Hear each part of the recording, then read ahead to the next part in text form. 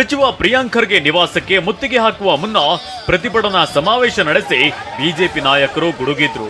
ಇದು ಸೂಸೈಡ್, ಸುಪಾರಿ, ಸಿದ್ದರಾಮಯ್ಯ ಇರುವ ಎಸ್ ಸರ್ಕಾರ ಅಂತ ಅಶೋಕ್ ಕಿಡಿಕಾರಿದ್ದಾರೆ.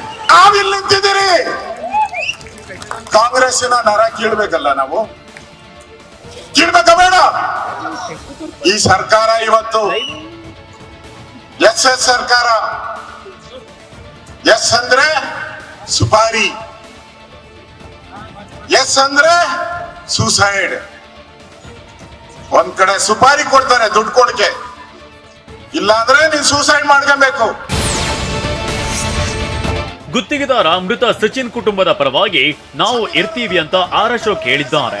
ಅಲ್ಲದೆ ಸಿಐಡಿ ತನಿಖೆ ಮೇಲೆ ನಂಬಿಕೆ ಇಲ್ಲ ಅಂತ ಗುಡುಗಿದ್ರು. ಇದಕ್ಕೆ ಪ್ರಿಯಾಂಕ್ ಖರ್ಗೆ ತಿರುಗೇಟನ್ನ ನೀಡಿದ್ದಾರೆ. ರಾಜ್ಯ ಸರ್ಕಾರದ ವಿರುದ್ಧ ಹೇಳಿಕೆ ನೀಡುವಂತೆ ಕುಟುಂಬಕ್ಕೆ ಒತ್ತಾಯಿಸಿದ್ದಾರೆ ಅಂತ ಸಚಿವರು ಆರೋಪಿಸಿದ್ದಾರೆ. ಯಾರು ನೋವನ್ನ ಅನುಭವಿಸ್ತಾ ಇದ್ದಾರೆ ಅವ್ರು ಹೇಳಬೇಕು, ನಮಗೆ COD ನ್ಯಾಯ ಸಿಗುತ್ತೆ ಅಂತ ಅವ್ರಿಗೆ ನಂಬಿಕೆ ಬರಬೇಕು. ಅವ್ರ ನಂಬಿಕೆ ಇಲ್ಲ ಅಂತ ಹೇಳ್ಬಿಟ್ಟಿದಾರಲ್ಲ, ಅನೌನ್ಸ್ ಮಾಡಿಬಿಟ್ಟಿದಾರಲ್ಲ, ಅದರಿಂದ ಪ್ರಶ್ನೆ ಉದ್ಭವ ಆಗೋದೇ ಇಲ್ಲ. ಅಂದ್ರೆ ನಂಬಿಕೆ ಇಲ್ಲ COD ಮೇಲೆ ಅಂತ ಅರ್ಥ ಆಯಿತು. ಸೊ ಇವಾಗೇನಕ್ಕೆ CBI ಬರಬೇಕು? ಫಸ್ಟ್ ಪ್ರಾಥಮಿಕ ತನಿಖೆ ಆಗಲಿ. ತನಿಖೆ ಆಗ್ಲಾರ್ದೇನೆ ಇವರು CBI ಕೊಡಿ ಅಂತ BJP ಹೇಳಿದ ತಕ್ಷಣ ನಾವು ಕೊಡಬೇಕಾ? ಇವ್ರು ಹೆಂಗೆ ಹೇಳ್ತಾರೆ ಹಂಗೆ ಮಾಡೋಕ್ಕಿದ್ದೀವಿ ನಾವು ಏನು ಜನರ ಹಿತಾಸಕ್ತಿಯನ್ನು ಕಾಪಾಡಲಿಕ್ಕೆ ಏನು ಮಾಡಬೇಕು ಅದನ್ನು ನಾವು ಮಾಡ್ತೀವಿ ಹೊರತು BJP ಅವರ ಹಾಕಿರೋ ಸ್ಕ್ರಿಪ್ಟಿಗೆ ನಾವು ನಟನೆ ಮಾಡಲಿಕ್ಕೆ ಆಗೋದಿಲ್ಲ. ಈಶ್ವರಪ್ಪ ಪ್ರಕರಣದಲ್ಲಿ ಪ್ರಿಯಾಂಕ್ ರಾಜೀನಾಮೆಗೆ ಆಗ್ರಹಿಸಿದ್ರು ಅಂತ ಶಿವಮೊಗ್ಗದಲ್ಲಿ ರಾಜ್ಯ ಬಿಜೆಪಿ ಅಧ್ಯಕ್ಷ BY ವಿಜಯೇಂದ್ರ ಆಕ್ರೋಶ ಹೊರಹಾಕಿದ್ದಾರೆ. ಮಾಜಿ DCM ಈಶ್ವರಪ್ಪರನ್ನ ತನಿಖೆ ಎದುರಿಸಿ ಅಂದಿದ್ರು. ಈಗ ನೀವು ಸಹ ಅದೇ ರೀತಿ ರಾಜೀನಾಮೆ ಕೊಟ್ಟು ತನಿಖೆ ಎದುರಿಸಿ ಅಂತ ಸಚಿವ ಪ್ರಿಯಾಂಕ್ ಖರ್ಗೆ ವಿರುದ್ಧ ಬಿಜೆಪಿ ರಾಜ್ಯಾಧ್ಯಕ್ಷ ಕೆಂಡ ಕಾರಿದ್ರು.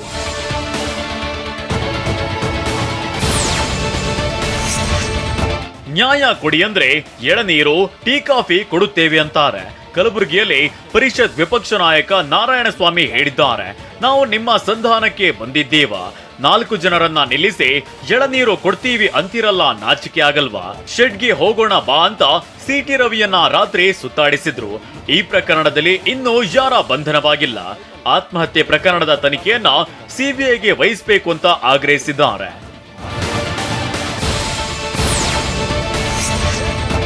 ಬೀದರ್ನಲ್ಲಿ ಗುತ್ತಿಗೆದಾರ ಸಚಿನ್ ಪಾಂಚಾಳ್ ಆತ್ಮಹತ್ಯೆ ಕೇಸ್ ಕಾಂಗ್ರೆಸ್ ಹಾಗೂ ಬಿಜೆಪಿ ನಡುವೆ ರಾಜಕೀಯ ಜಟಾಪಟಿಗೆ ಕಾರಣವಾಗಿದೆ.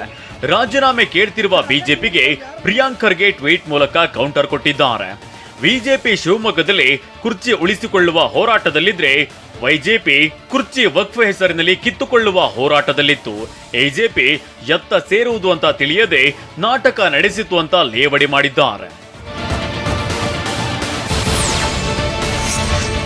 ಬೀದರ್ನಲ್ಲಿ ಗುತ್ತಿಗೆದಾರ ಸಚಿನ್ ಪಾಂಚಾಳ್ ಆತ್ಮಹತ್ಯೆ ಕೇಸ್ ತನಿಖೆಯನ್ನ CID ನಡೆಸಿದೆ.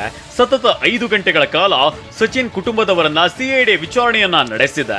CID DYSP ಸುಲೇಮಾನ್ ತಹಶೀಲ್ದಾರ್ ನೇತೃತ್ವದಲ್ಲಿ ವಿಚಾರಣೆ ನಡೆಸಲಾಗಿದ್ದು ಸಚಿನ್ ಸಹೋದರಿಯರ ಹೇಳಿಕೆ ದಾಖಲಿಸಿಕೊಳ್ಳಲಾಗಿದೆ.